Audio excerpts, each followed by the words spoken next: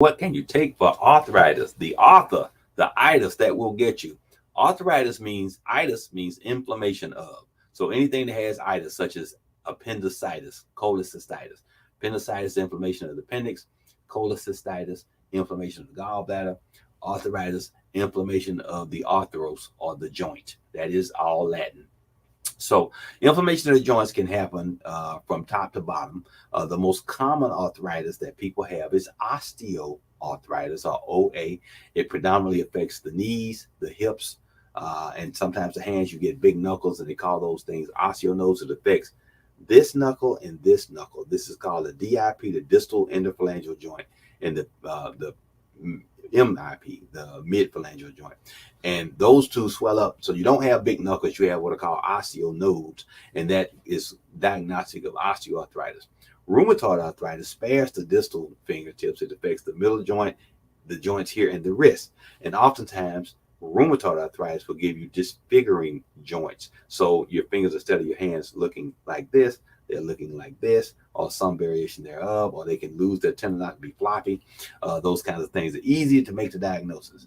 It's a condition of inflammation. How do you treat inflammation, Sandra?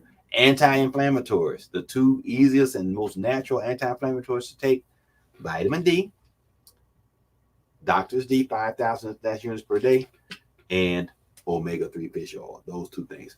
Other anti-inflammatories are the class of drugs known as NSAIDs. That's aspirin, Motrin, Advil, Aleve. All of those drugs are what are called non-steroidal anti-inflammatories, or NSAIDs. Steroids can be used for bad arthritis. Oftentimes, prednisone is used, and other steroids can be used to calm the inflammation down.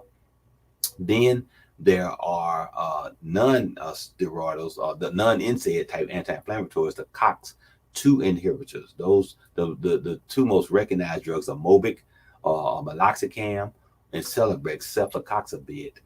Those two are absolutely amazing. They were kind of invented, for lack of a better way of putting it, for people who could not tolerate NSAIDs, because long-term use of NSAIDs can irritate your stomach, cause gastritis, or even stomach ulcers. Now, there are new biological treatments as well for arthritis. There are orals, there are injectables, and they have found that a lot of these biologicals that are made to calm down the joints also help with things like irritable bowel and other autoimmune diseases. So the spectrum of disease states that are being covered by these types of drugs has increased exponentially. They do limit the responsiveness of your immune system.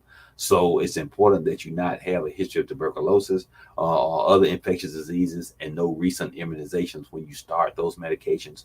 But they are life-changing as well. Again, biological, immunological drugs that are used to treat the condition of arthritis. All right, great question, Sandra.